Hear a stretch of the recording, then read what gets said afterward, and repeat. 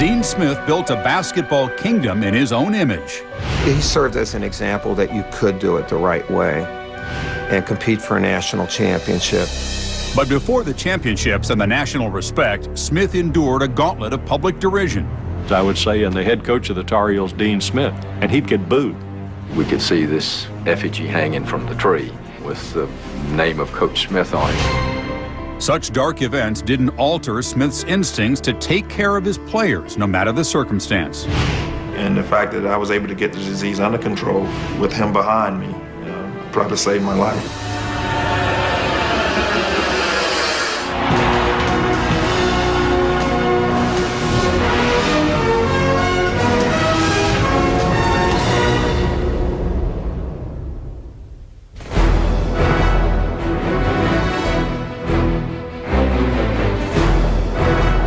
Somehow Dean Smith would always pull a rabbit out of his hat last minute and cost us the game.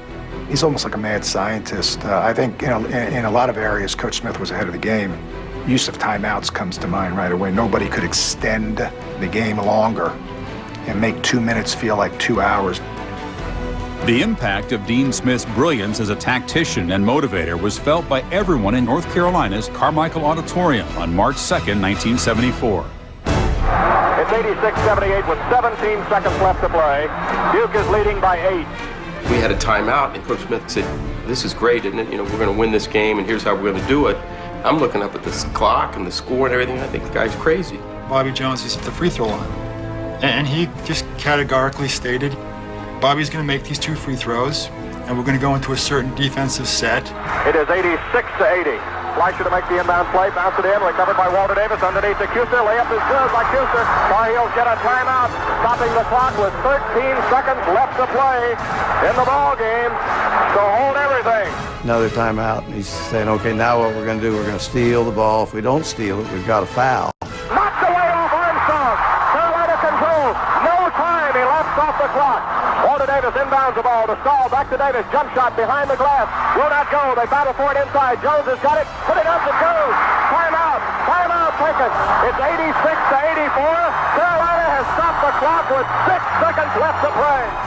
We didn't get the pass, and we fouled right away. 4 seconds to go. Sure enough, the best free throw shooter missed the free throw as a 1-and-1, and that would have put the game away. Stahl has got the rebound. Carolina gets timeout with 3 seconds left to play in the game. Kupchak will make the long front court pass. Gets it to Walter Davis. 2-1. Walter takes the shot.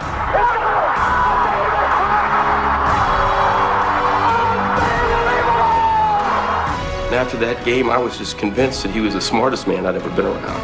And he was so relaxed and so confident that I think that carries over to the players. He was very innovative. They had what they call 4 corners. And if you were playing against them, you just dreaded that time. They're in a famous 4-corner offense. A man in each corner and Phil Ford in the middle. They stretched the floor. They would just milk the clock and all of a sudden occasionally sneak in and take a layup because everybody was spread out to the corners. But it was to control the game. The last score of this game was over 5 minutes ago. Come on, pick up the tempo. Let's go. Let's go. Coaches in college basketball abhorred the 4 corners, abhorred the slow-down game. Bill Foster used to say, I thought Naismith invented basketball and not Dean Smith. It revolutionized basketball because it forced basketball to put in the shot clock. He originated the idea of the huddle at the foul line. Acknowledgement of a good pass by pointing, some of his zone traps. I can't think of anybody that brought more new ideas to the game than Dean. I'm not so sure he ever slept because I think he must have spent his whole life just studying basketball and all the nuances. I remember walking in that gym on a Saturday night, and there was Coach Smith, middle of the summer, looking at film by himself, late at night. And I said, Coach, there's not a college basketball coach in the country doing what you're doing tonight. And if there's any justice in this world, you're going to succeed, and I believe succeed big time. That deep personal investment paid huge dividends. In his 36-year reign as their head coach, the Tar Heels captured 2 national championships and produced at least 20 victories in 27 straight campaigns. he retired with 879 wins, more than any college coach before him. It truly is a program that came out of who he was from inside himself, his heart and his soul and his belief system. He wanted to separate Carolina from everybody else. And he did that through a number of different ways, including how they traveled, how they dressed, how they behaved. Nothing happened in his basketball program, from on the court, from advertising to off the court to image control, that didn't have his finger in. Growing up, he was a catcher in baseball. That person controls the baseball and the pitching. He was a quarterback in football. He was a point guard in basketball. So all the various sports, the positions he played, he was in control. When we had practice, we knew from 3 to 3:15 we did this, from 3:15 to 3:30 we did it. Every single minute was outlined. Every single minute had a purpose. Punctuality was very important to him. You may not believe this.